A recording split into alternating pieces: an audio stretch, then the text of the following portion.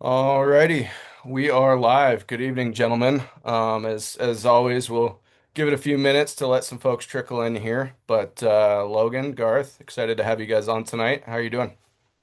Good, good. Yeah, happy to be here. Doing great. So it's a fun time of It's year. Everybody applying. Yeah, I feel like we were having the same conversation, which I know it was a year ago, but it feels like it was about 3, 4 months ago. We were having the same conversation about Wyoming and Arizona and kind of the kickoff more or less to the major application deadlines for a lot of states. So time flies, but yeah, anything going for you guys this year as far as big hunts you got planned or anything coming up this winter, spring? Man, I got a Oh, youth javelina hunt that I'm going on with my daughter, but that's about as exciting as it's getting for me this spring. Arizona? Yeah, Nice. yeah. yeah. Now we'll be hunting bears up here in Wyoming and hoping to draw Idaho and then see how the draws treat us on everything else. So that's kind of our plan for now.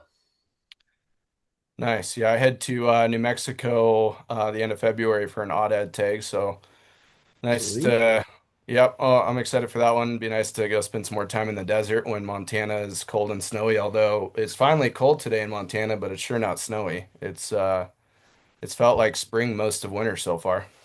And it's like that. It seems like everywhere this year across the West. It's just getting cold, but man, no snow. Yep. Yep. But well, cool. Yeah, appreciate you guys and appreciate everybody who's on tonight to chat Wyoming and Arizona elk draws. Just a couple of reminders before I kick it over to Logan and Garth at Huntin' Fool.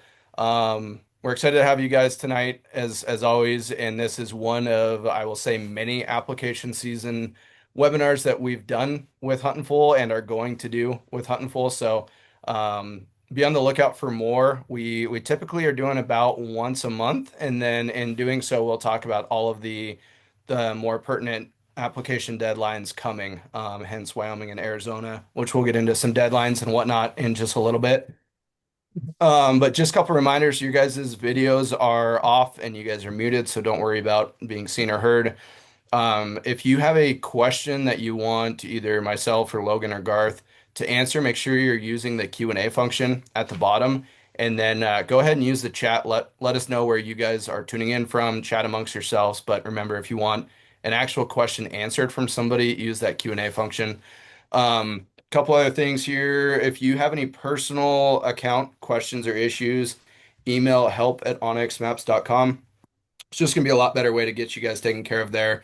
And then we'll also be doing a giveaway. I should say Huntin' Full is doing a giveaway toward the end of it. So stick around for that. And you do have to be here live to be entered into that giveaway. So with those notes kind of being crossed off, Garth, Logan, I'll kind of kick it over to you guys and we'll talk Wyoming and Arizona elk. Okay, sounds good. Appreciate it, Dylan. Um, I've always found that it's easier to email Dylan directly to get all my questions answered. So Yeah. we might give that at the end of this webinar. Yeah, Yeah. maybe we'll do a giveaway for that one. Yeah. Logan, why don't you tell us a little about yourself, hunting full, things like that, and then kick it over to me, and then we can take off with this. Yeah. Man, been with hunting for almost 11 years now. From Western Wyoming, born and raised here. And yeah, I just love to hunt, fish, whatever, anything I can do outdoors. So raise a bunch of horses up in this country, and like, man, it's been a mild winter up here in Western Wyoming. We cannot complain. So we're usually pretty locked inside, and I got about 3 inches of snow at my house when I usually got 2 feet, and we can go do about whatever we want to right now. It's been kind of nice. I'm not going to complain about it. Sounds like a dang good winter. I could sign up for that. It's been the same down here. Yeah, I worked for Hunting Fool for about 11 years now. Done a few of these webinars. Always excited to do them. Go through it. Usually I got Austin by my side, so if I trip up a little bit, it's because he's not holding my hand tonight. But we'll do our best to get through this. And yeah, I've been just north of Arizona and hunted that country a ton. Love Arizona, and enjoy every time I get to go down there. So I'm looking forward to this master class and Yeah, we'll kick it off. So I think we'll probably start. Well, we'll start a little bit with this. We have a free digital membership. If you're an onX Elite member, you get a free HF membership with that, and that entails a whole list of things right there. The EMAG, the tag holder list. You get all access to our endorsed outfitter, hunt giveaways, things of that nature. Um, it's a really good value, and honestly, like all you have to do, go over, um, get your account signed up with Huntin Full with your onX membership. It's super easy, simple, and it'll give you a lot of benefit there. Yeah, real quick on that, we'll drop a link in the chat probably a couple different times. I will say if you guys are there's 400 folks on right now. If you guys are an elite member and you have not redeemed the Hunt Full membership, even on the side while we're doing this or right after, make a note and just go ahead and do that. It really is valuable. The digital magazine, I use that constantly as a refresher, even in states that I've applied for numerous times and I feel like I've got it. I reread that before I apply and just it helps get my mindset back into that particular state, what all is new, what it's going to cost me, any changes. But yeah, if you're an elite member, make sure you are using that. It is going to save you a ton of time and research. And if you're not an elite member, if you become an elite member, you'll get that free as well. So definitely get that checked out. So let's dive in. Um, so just a slide. This will give you an idea of where these two states are at as far as the amount of tags, and you can kind of correlate this with how easy it is to draw to a certain extent. Obviously, you can see Arizona only has 24 non-resident tags. That's including antlerless, so it's not total. It's not total antler tags. That's going to cut about, I don't know, anywhere from probably 1,000 tags off of that.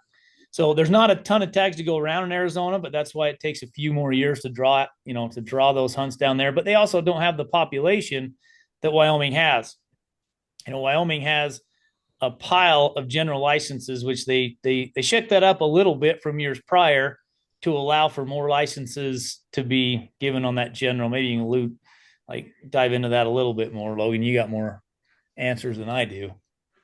Yeah, I mean, they broke it into three, which we're going to talk about here in a little bit, three different regions a couple years ago. And so they could divide those tags off, know where hunters were going to be a little bit more and issue a few more tags in doing that. And you got the limited tags as well. And that number can be a little deceiving, honestly.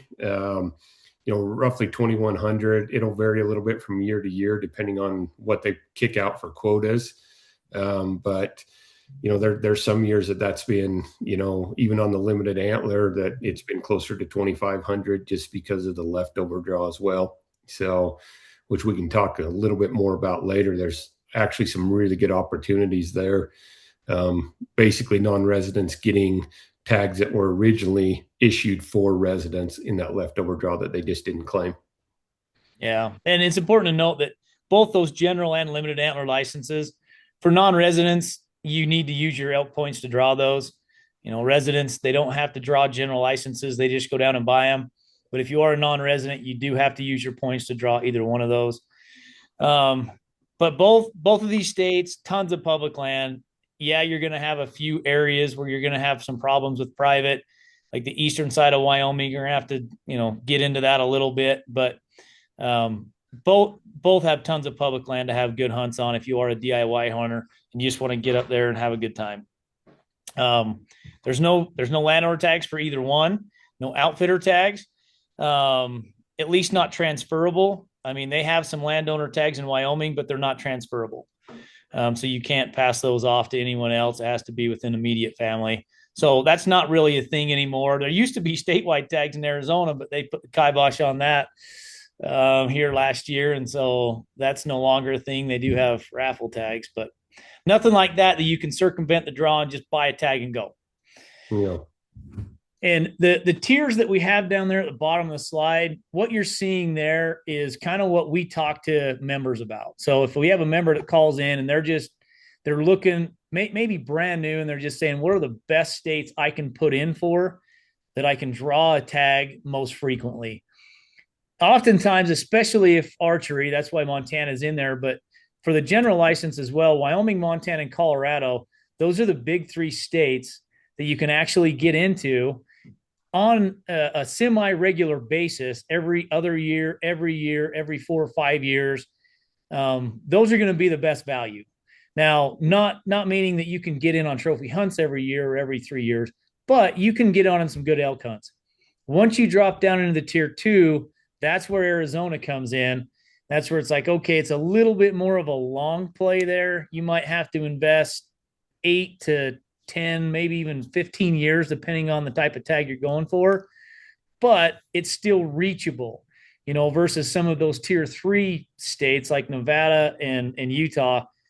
You might put in for 25, 30 years, and there's not even an option for you, to get a tag if you start out right now. At least to guarantee that. You might have some random chances, but the guarantee is pretty much what we're talking about. Yeah. So, first Wyoming slide. Logan, tell me a little bit about it. Well, the deadline is February 2nd this year. It's usually the 31st of January, but with the weekend, the way it falls on the calendar, they're giving us till the February 2nd at midnight to apply. The thing I just don't like it about Wyoming, even though it's my home state, is you have to apply in January as a non-resident for elk tags. And then they don't even set the quotas or dates, hunt dates, anything until mid to late April. And this year it's 21st and 22nd for that commission meeting. And then from there on, you'll know what's actually going to happen for sure. Usually there's not too many changes from the previous year. Unless of course we have a bad winter like we did a few years ago. That was kind of a wild meeting that year with a lot of changes. But you do have till May 8th to modify or completely withdraw your application. So my advice to everybody is to put in, if you're interested in hunting at all and think you might have time to do it, put in for anything. I applied a guy today and I was just like, dude, just put in for anything. We put him in for area 7 and then he don't have the points to draw 7 really, unless he gets lucky and draws a random. But we will, we'll modify that once we know of any other hunts or whatever he wants to adjust to after he decides on what he wants to do for the fall too. So we can definitely do that. Results are supposed to be out by May 21st, hopefully. Like we talked about before, there's no returns in Wyoming. If you put in, you draw, whether it's random, whatever, that tag is yours unless, there is an exception, case by case basis, if, medical emergency, something, but it's got to be pretty serious for Wyoming to actually give you your money back and roll that tag to the next year or something. You got to be bleeding out, basically. Yeah, it's got to be pretty bad. I had a buddy of mine that drew a sheep tag, and he was actually a resident at the time. I was going to go with him a few years ago, and man, he blew his knee out. Like in July, he was a UPS driver and stepping out of his truck with a pack, he just destroyed his knee, and they got the medical exemption on that, so he actually got to roll that to the next year. So it's going to have to be something where you basically can't go on your hunt. So, yeah. No. And obviously, you got to purchase your points. They have a point purchase period, and it's important to note that if you apply in Wyoming, it's not like other states where they just automatically issue you a point in an unsuccessful draw. If you're not successful in that draw, you do have to go back in regardless and buy that point during the points only period from July 1st to November 2nd. So typically that's the end of October 31st, but I think because it fell on a weekend, they bumped it to November 2nd. So just remember that even if you apply and are unsuccessful, you still have to go in and purchase that point. And like the special or regular right there, the other thing that, other than the price, obviously, in that to remember, like Logan was saying earlier, just apply and put in for something, because you can modify that any time up until May 8th. You can't change if you've applied in the special or regular, though. If you apply in the regular, you can't change that to special and vice versa. So once you're in one of those draws, you can modify the hunt selection, but you're still going to be in the special or regular draw. Yep. Yeah, and you can't modify a party app either. You can have a party of up to 6 people, But we've had guys call up and be like, "Hey, there's four of us in here. This guy decided he doesn't want to go. Can he withdraw just him?" And once you're in a party app, you guys are there. So You're either all locked in. withdraw. Yep. So you Either can you can all are still out. change the selection of the hunt for the party app, but you can't divide the party up. You can't divide the party up. Gotcha. So make sure everybody's committed. And this is kind of a breakdown of the sequence of how the draw runs in Wyoming. And this is, say, taking the totality, the 60%, the 100% of the tags. 60% of those will go in the regular draw. And then once they go into the regular draw, 75% of those tags will go into the preference, which is whoever has the highest points. The other 25 goes in as a random, and they don't look at points in Wyoming as extra chances. They strip every applicant that did not draw in that preference draw. They stick them in that 25% random bin, take all their points away. Everyone's got one chance in there. Same thing in the special. It's just instead of 60%, it's 40% quota. They do the same thing in there to 75 and 25%. And the thing to remember on that is usually in units that are not as sought after, meaning like a general license or maybe a low point unit, you typically see a little bit better draw odds in the special draw than the regular draw. But once you start narrowing down and say if you have a lot of high points, or if you have a lot of points there, and you're looking at some of those higher point units, once applicants have waited for 17, 18 years, they don't really care about that $2,000 price tag that they hang on that special. They just want to draw. So you'll see them game the system a little bit, and that some years it will be better in the special draw. Other years the at least the draws will be better in the regular, take fewer points. So just depends. Usually if they're lower point like the general, it usually takes more points in the regular than it will in the special to draw. Let's see. I think that Yeah, and just remember on the random too. I've had this question a lot: is if I draw a random tag, does it affect my points? Yeah, even if you draw a random, it's going to take your points away. So make sure you're in for the hunt that you want. Yeah. And that breakdown below is basically just if there's 20 non-resident licenses. And one thing you have to remember is that's not 20 permits total. That's just 20 non-resident licenses for that. So this is kind of a breakdown of what people are looking at as far as overall point totals. And you can see here from its inception 20 years ago, you've got a pile of guys that still have points. So even though you might have 20 points, there's so few tags that are issued on those high point, like 111 or 22 or, some of those areas like that. You just can't clear all those guys out fast enough. And so you get a backlog of applicants. So that's why you see so many applicants still sitting at that high point level. Yeah, guys that are starting now, I mean, while you're building a few points, yeah, throw in for some of those top units, a 100, a 124, 31, 32, some of those, really good, fun public DIY units that anybody can hunt and have a great hunt and with a chance to kill a good bull elk. But, don't set a target on them. I mean, that's my advice to you. I mean, if you started this year, and I mean, just look, there's almost 210,000 people, non-residents with points right now. You're just not going to get there. Most of us aren't going to live long enough, and you could go on a lot of really good hunts, whether it be the general or some really good limited hunts with 4 to 8 points.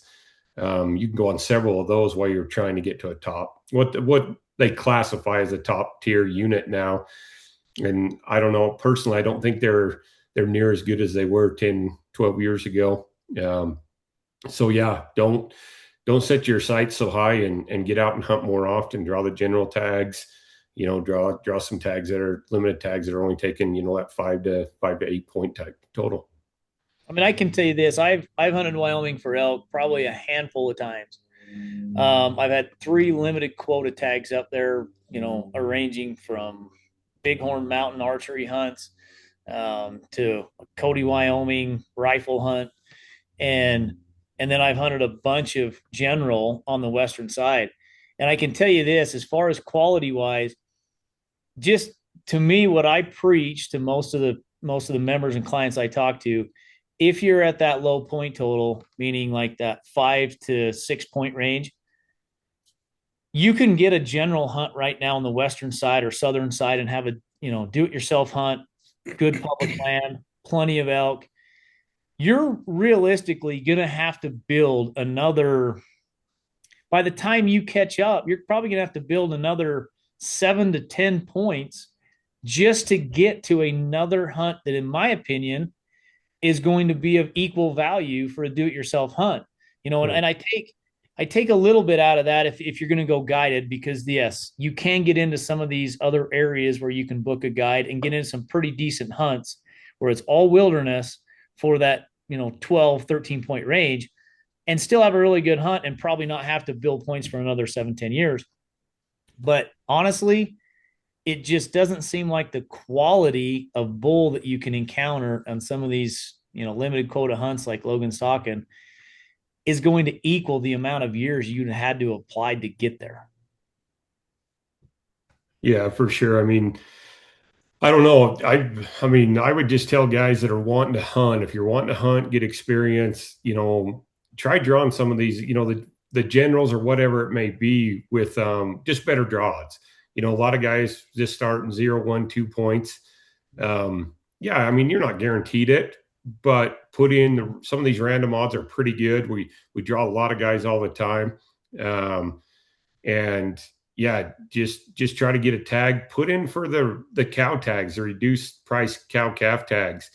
That's just a random draw that you got a chance to come out and hunt, learn the country a little bit, and you're just that much more knowledgeable and that much more dangerous for when you draw a type 1 hunt or something too. So take advantage of the system and try to get out and hunt more often is the best advice I can give you, because I mean there is point creep. That is not a secret. I mean, I wish everybody could draw every year, but that's just not the reality of it anymore. And the cow calf tags, the one thing to remember, if it's a type 6 or 7, they don't take points. You know what I No. mean? You can put in for those in addition to these others. It's a separate drawing with no points. But the type 4 licenses, I believe, are a full price elk licenses that'll be cow calf tags. That will take your points, but there's some of those at times you can draw on a second choice. And I saw a question come across asking about first and second choice. If you draw a second choice tag, whatever it may be in Wyoming, it does not affect your points. Second choice will not take your points away, only first choice.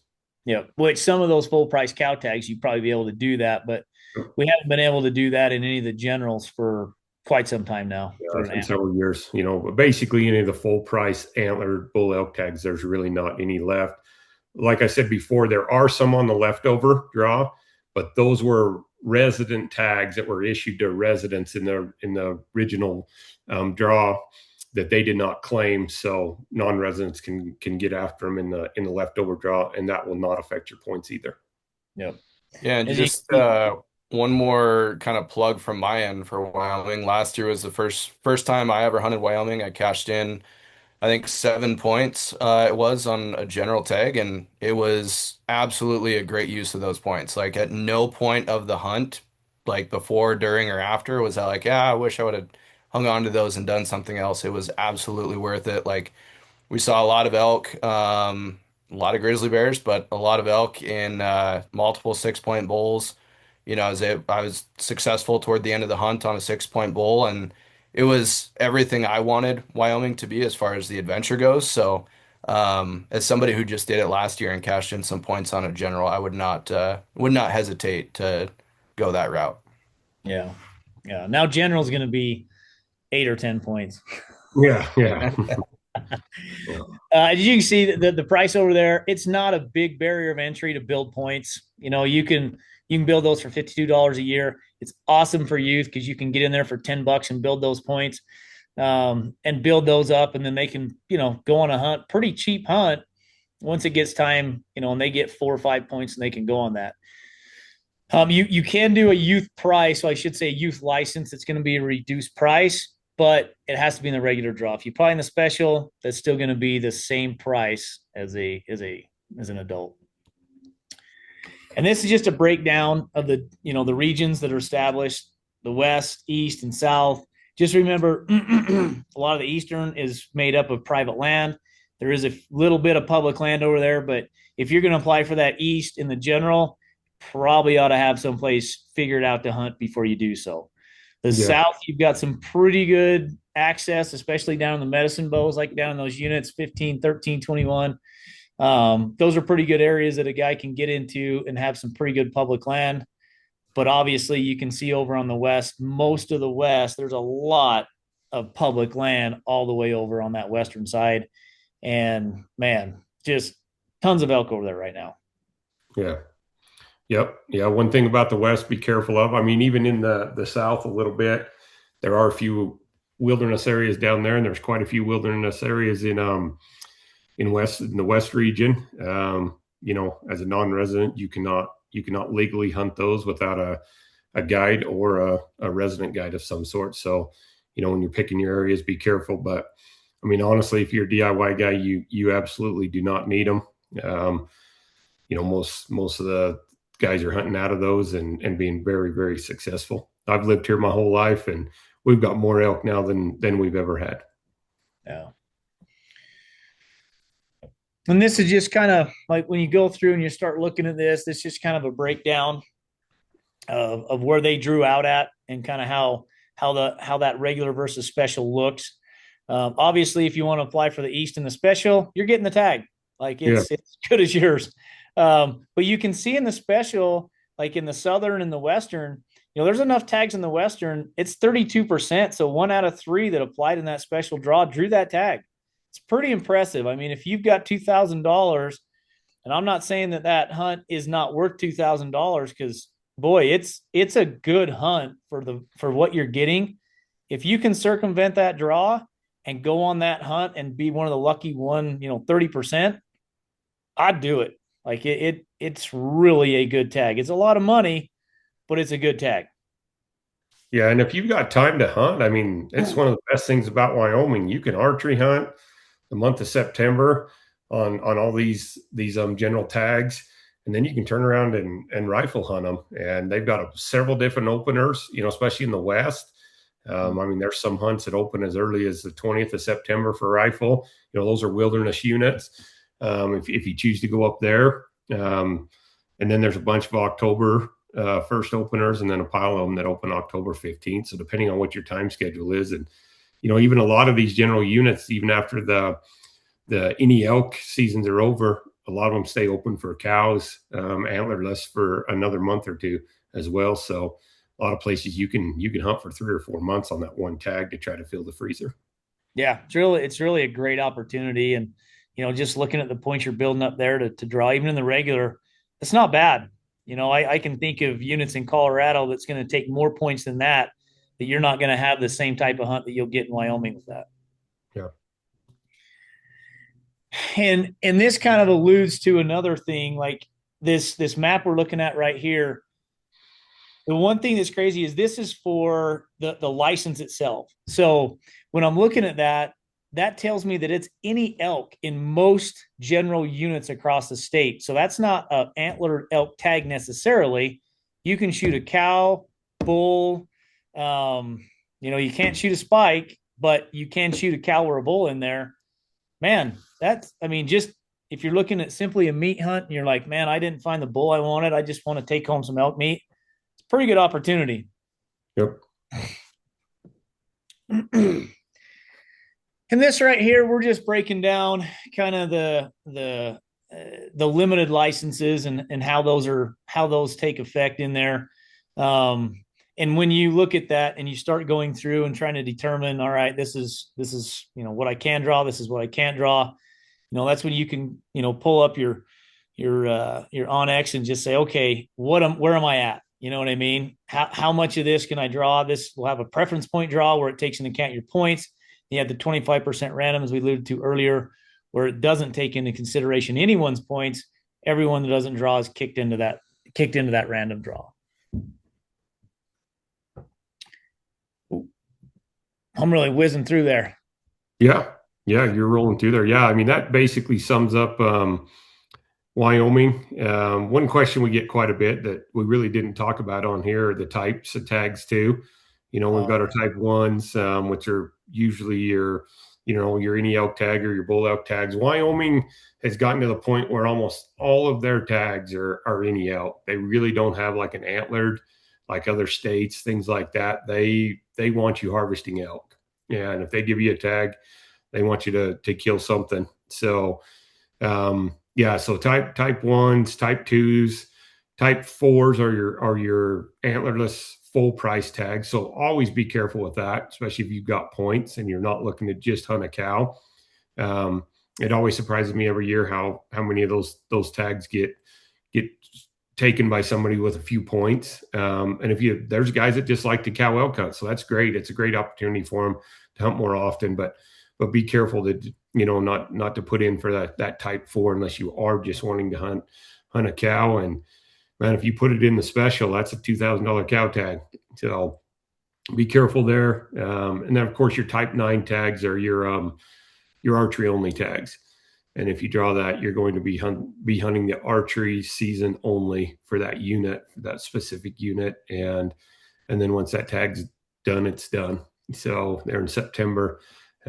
But yeah, and then like we talked about before, there are lots of antlerless opportunities in Wyoming for your type 6s, your type 7s, which are your reduced price cow calf tags, and they do not affect points at all. So there's no reason not to be applying for something in Wyoming, because there is a lot of opportunity out there for non-residents. One thing that I like to take advantage of, specifically like in the general, but this can carry over to a lot of the type ones that allow you to archery hunt on that type 1 license. But the general is where that's where I found the biggest pro for that archery season, is because it doesn't seem like a lot of the residents take advantage of the archery season as much as the rifle season's there on the general elk. So you're not competing with as many people on that archery season, because you're drawing a general any weapon tag, or a general rifle tag, I should say. And if you want to hunt archery season, you just simply go down and buy an archery license, and then you can hunt the archery season dates for the unit. And you have to be careful. You have to make sure that for whatever unit you're hunting in, the archery season dates for that. But I haven't found near as much hunting pressure during the archery season, even in general units where they have a large sum of hunters or tags in that unit.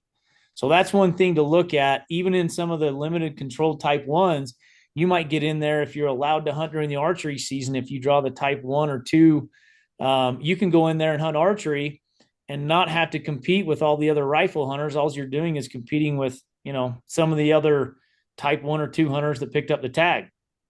And some of the type 9 hunters, obviously they've got type 9 hunts in some of these controlled hunts.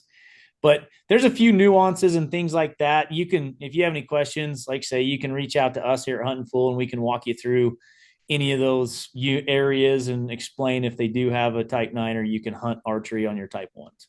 Yep. All right. I think we touched on the private public. Early versus late. Let me ask you a little bit about that, Logan. So one question that we get here quite a bit is there a lot of refuge areas in Wyoming that those elk can take refuge on late in the year? Like you mentioned earlier that you can come out if you don't harvest, and you can sometimes hunt on that tag a cow elk late. Is there still a fair amount of elk on these public lands late? I mean, is it probably it's area specific? Touch on that just a bit. Yeah, for sure. And it depends on the winter too. Like this year, I mean, I still got elk above my place at 8,000 feet or better. And so, but I mean, we've had years that we get early snow, man. They bail down, and we're shooting them out of haystacks every morning too, with kids and that. So that definitely depends on the year. But yeah, for the most part, yes, absolutely. You can come out and hunt cows in November, December, and still on plenty of public ground, especially in the western side of the state. The eastern side, it's mostly private anyway, so that really doesn't matter. You're going to want to get access, and once there's pressure in that country, usually rifle pressure, they have a tendency to go on those ranches anyway. So if you're going to do that out there, whether it's a type 1, 2, 4, 6, whatever, you're gonna want to have some access on the private for the most part to be successful.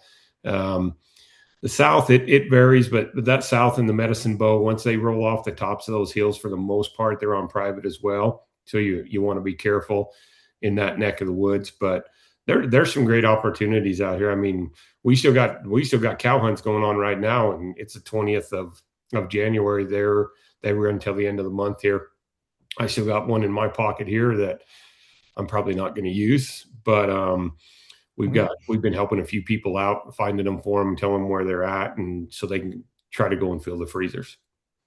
Gotcha. I think that pretty much wraps up Wyoming. We'll dive into Arizona and we'll start talking about that state. Two different ends of the spectrum. Obviously, you've got Arizona in the south, you've got Wyoming in the north, but because the deadlines are right there touching, we better talk about both of them. So the deadline is February 3rd, the day after Wyoming. They keep moving that deadline up sooner and sooner in Arizona. Before you know it, we're probably going to have to apply by the same time or even before Wyoming. Who knows? But for Arizona, they've already had their commission meetings and they've season dates set. Once you apply in Arizona, one thing to really pay attention to, you can't go in and modify like you could in Wyoming. Like once you hit enter and you've ran your credit card, that's it. That's all she wrote. That's what you're in for. The other side of that is they do have a way to return that tag where Wyoming doesn't. You have a point guard option that before you check out on that application, you have to buy that point guard. You can use it one time. So after you've used it that one time, then you can't use it again. That tag is yours. So just remember that. So before you hit that button, every year we have guys that punch in a hunt code and you can't go off the same hunt code as the year before because they will change a little bit as they add and subtract hunts. And we'll get into some of those hunts later on that kind of roll and they'll flip flop from rifle to muzzleloader. So you have to be careful. Don't just apply for the same hunt code you did last year because you might get stuck with something that you really don't want. You have to make sure your credit card is up to date by February 18th in order to put that in. And then that way, if they go to run that card, it'll still be, that they still you won't get denied, or at least you shouldn't get denied. Yeah. And then the results will be out February 23rd. But it's a little bit more expensive, to build points there, at least if you're an adult. It's a $160 license just to apply. But once you've bought that license, you can apply for multiple species in there for only a $15 application fee. And so if you spread that out, if you're only applying for elk, it's pretty expensive. But if you're applying for deer, javelina, turkey, sheep, you name it, then it's not that bad. You can kind of spread that out through all the species. Yeah, you can at least justify it then. So, yeah. Yeah. If you've already got the license, like in several other states that you have to buy licenses, you just as well apply for multiple species. Yep. And youth, super cheap. It's nice there. $5 for that. I commend them for making it so cheap for youth. So that's really nice. But they're going to pay the same price an adult fee for the tag once they draw. But really $650 for an elk tag across the West anymore, that's pretty cheap. Yep. That is not bad. And this is kind of a synopsis of the breakdown of how they roll their draw. So they limit non-residents to 10%.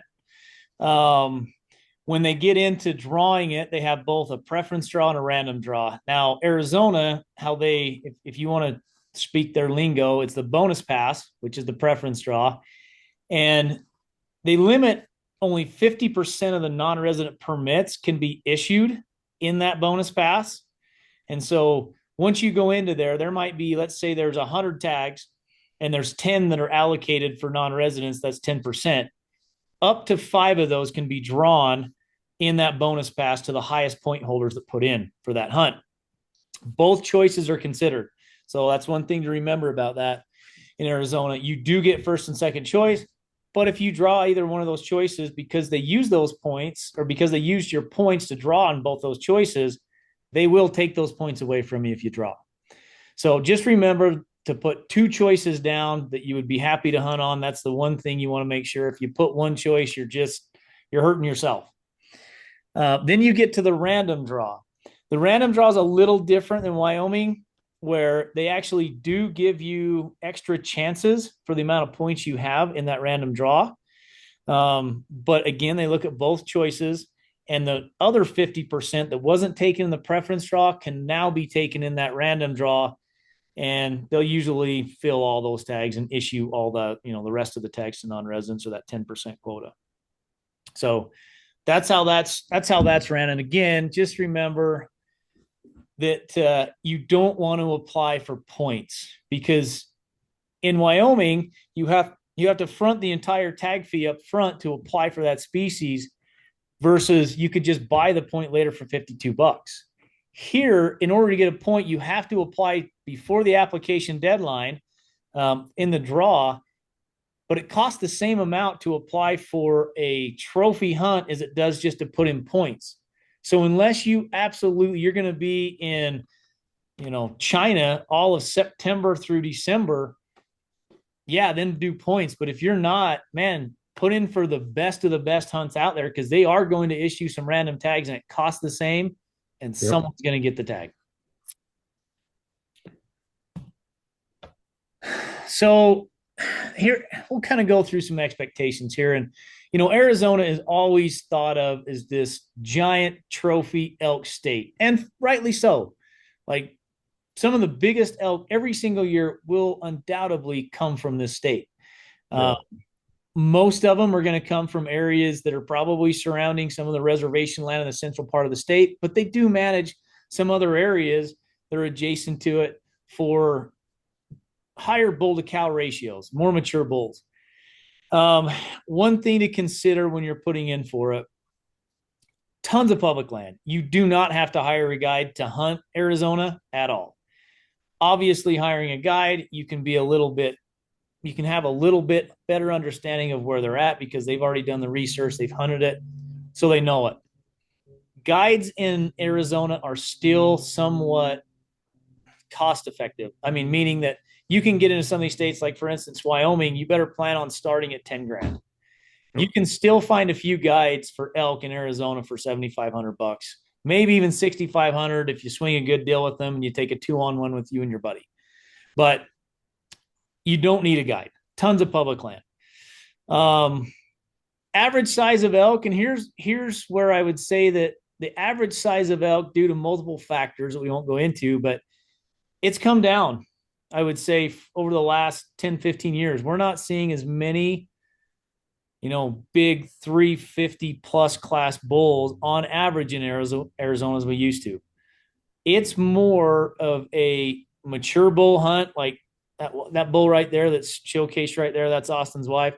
That's a good bull for a late bull hunt, and a lot of archery elk hunts in Arizona right now. That's a good, solid, mature bull. So just remember that when you're putting in. If you really do want that 350 type chance, you would probably better look at those units that are managed for that. Archery and firearm, early and late hunts, they're kind of the same. So they have early archery and late archery hunts for almost every unit across the state.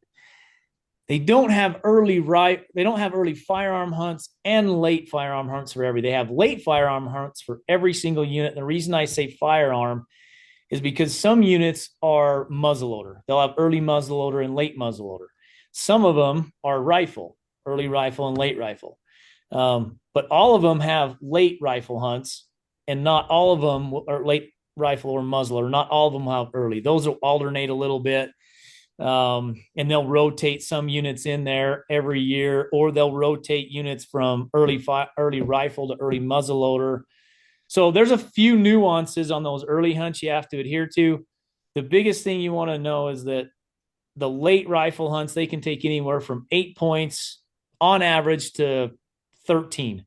And then you have the exceptions when you get to 23 or 1 or 27, where it might take 16 to 20 points to draw those. But on average, you can draw a late rifle hunt, which is where they issue the bulk of the tags, anywhere from 8 to 12 years, and being a good unit.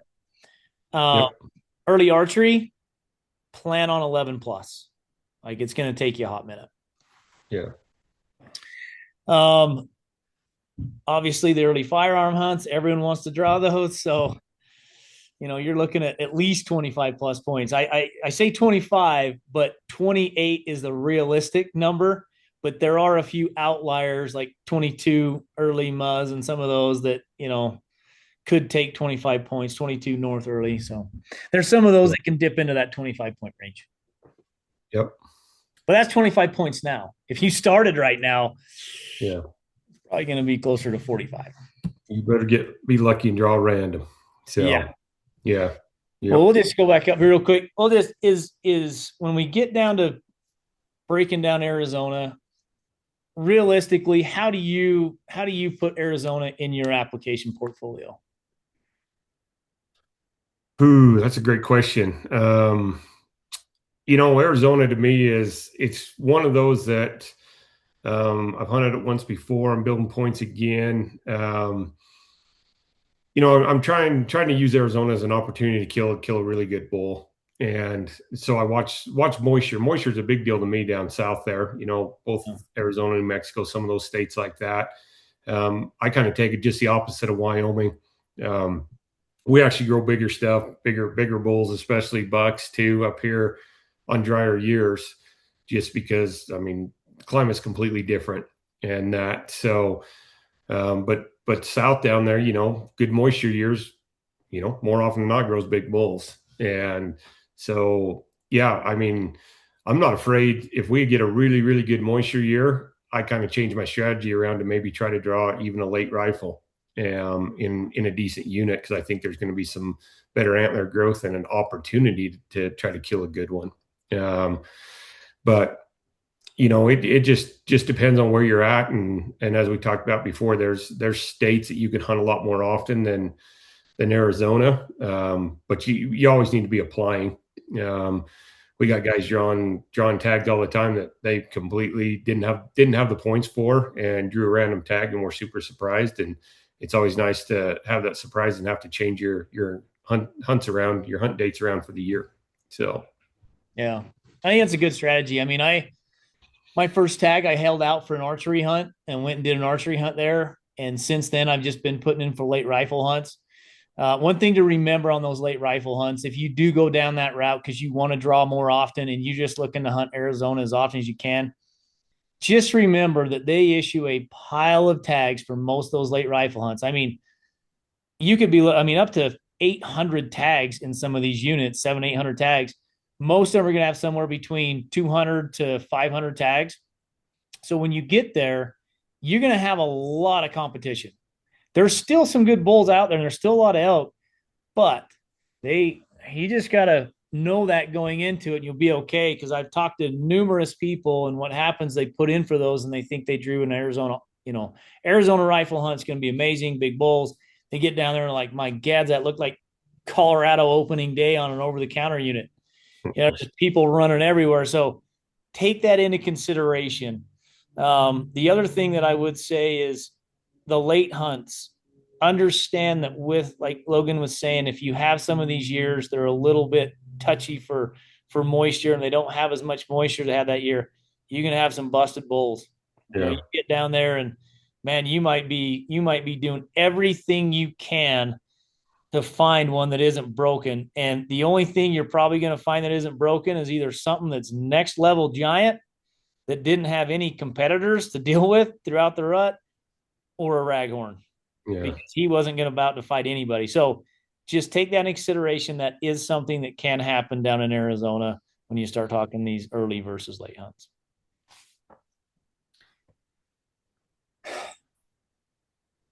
And this is our Pro Plus membership and our Pro membership. And obviously this is our fees billed monthly, but you can also do this annually.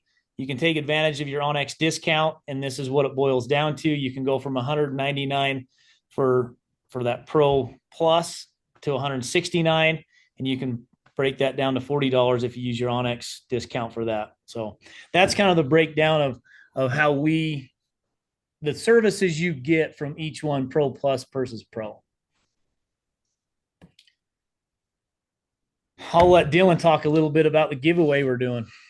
Cool. So I will explain it, but it's mostly going to be on the Huntful side, which is going to be a ton of value for you guys.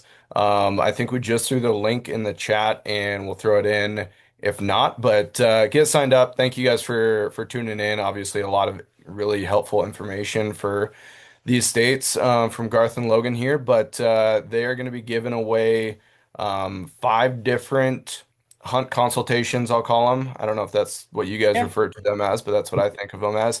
And that's where you guys can actually jump on a phone with, the right person, whether that's Garth or Logan there or one of the other advisors, and say, hey, I've got this many points in this state.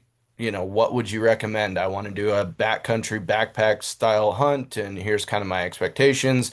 And you're actually going to get somebody who has either hunted that unit and knows what that unit is, or, they have firsthand knowledge of what they're talking about, right? So really, really helpful. I use them a ton for that.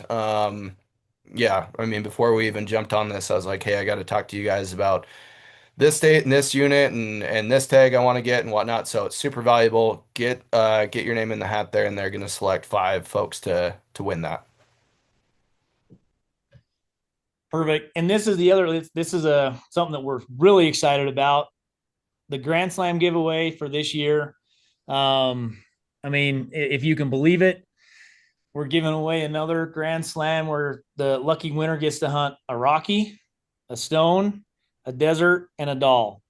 All of those are not going to be in the same year, obviously. We're going to spread those out, but all of these are all expensed, paid hunts to go on these. We paid outfitters, they're fully priced. We paid full value for them. We do value that over $340,000. Entries are only $200. You can get a little bit of a discount if you spend $1,000. You can get 6 entries, but it's kind of unreal. Like, it's unheard of, really. And we had such an awesome time last year giving this away. The guy that won it, he has been so excited for this entire thing. So, anyways, we're running it back. We're doing it again. If you want to get in on this, I would absolutely recommend. If you are sheep crazy, I will say, I would absolutely get in on this and make sure that you at least get one ticket. I mean, I think the person that won it last year, he may have bought 1 or 2 entries to this, and he won. So it's possible. So I encourage anyone that has always dreamed of hunting a sheep and it's just always out of their price range. We bought them all for you. If you put in $200, you have a chance to get them all. So encourage It's the everyone. only way a lot of us are ever going to be able to draw some of these Yeah. sheep tags on these hunts. So yeah, unless I win the lottery, Yeah. I'm probably not going on most of these. Yeah. Yep. That's incredible that you guys are doing that. Not only did it last year, but are doing it again. I mean, we're lucky enough on this call to go to a lot of these shows and sheep show and all these things where they give away sheep hunts and all these crazy hunts. But to my knowledge, this is the first one, well, second one now that I've seen where it's the Grand Slam all sheep giveaway. So pretty crazy. Yeah. Also, I was going to say, be on the lookout for we are giving away an elk hunt for two with Huntin' Fool. So it's a collaborative giveaway that is going to be coming out in February. So be on the lookout for that and get signed up for that one as well. But yeah, if you're dreaming about sheep hunting someday, like I am, I would definitely put your name in the hat. Yeah. And again, those entries have to be in by February 27th. So you got a little bit of time, but we are gonna pull a winner on March 4th. So if you're not in there by the 27th, you ain't getting in. Yeah. Um, Awesome. you got questions on your end, Dylan?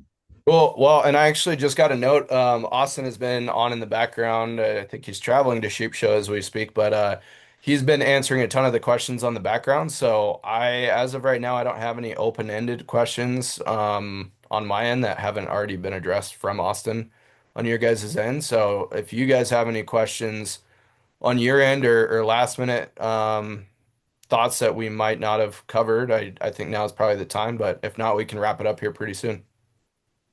Yeah, I'm not seeing any questions on our end that Austin hasn't answered. Um, I would say one thing, like, make sure that we hear all the time, and this is just a little piece of advice that I can give you. that it's getting that the points are getting out of hand, that we can't draw tags, that we can't go on hunts, that it's just getting too tough to do.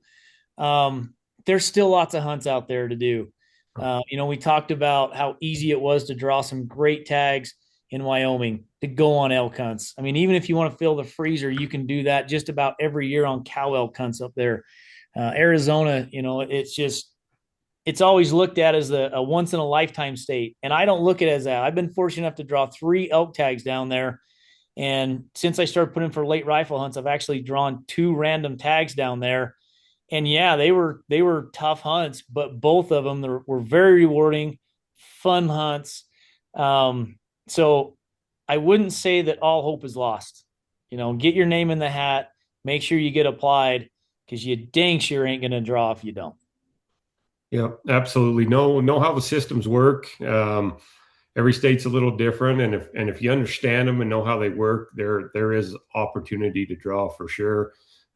Maybe not every year, but if you work the strategies in multiple states, yeah. I mean, I've got buddies of mine from out of state that, back east, they're hunting someplace out here out in the west for elk every year. So it is still doable, and you just got to get your name in the hat for sure. Yeah, I echo all of that, and I'm kind of living proof. I mean, I think probably 7, 8 years ago is when I started building points. So I burned 7 for Wyoming. So about 7 years ago is when I really started getting points and starting to think outside of my home state of Montana. And even at the time then, it seemed like a pretty mountainous task to draw some of these tags. But I've learned a ton from you guys at Huntin' Fool and just doing some research. And Logan, what you just said there, I found very true both in my personal life and also just with some hunting buddies. It's like if you've got some multiple states where you have kind of learned a strategy or have a strategy of your own. It's just a matter of time before you start drawing tags. And I mean, heck, right before this, we were talking about myself applying for a general tag again in Wyoming just to try and get lucky and pull a random. And my response was, I'm so busy this fall with tags I know I am going to draw. I may not be able to go if I draw it. So you will get to a point where you start drawing tags a little bit more consistently, and the more that you go on these hunts, the more that you realize, or the more that I've realized, anyways, you don't have to wait for 20 points to have an awesome hunt. Some of my best hunts I've ever been on have been, general tags, and some of my most frustrating hunts I've been on have been like the pinnacle of, this should be the best tag in the entire state, and then it's frustrating. So yeah, go on more hunts, and that's something I learned from you guys. But yeah, thank you guys very much for both Garth and Logan for sharing some of your knowledge, and thanks everybody who stuck on till the end here. I'd say good luck in the draws, and if you guys have any questions, don't hesitate to reach out. Awesome. Thanks, Yep, Dylan. Appreciate you it. bet. Have a good Take night, care. everybody. Thank you guys. Have a good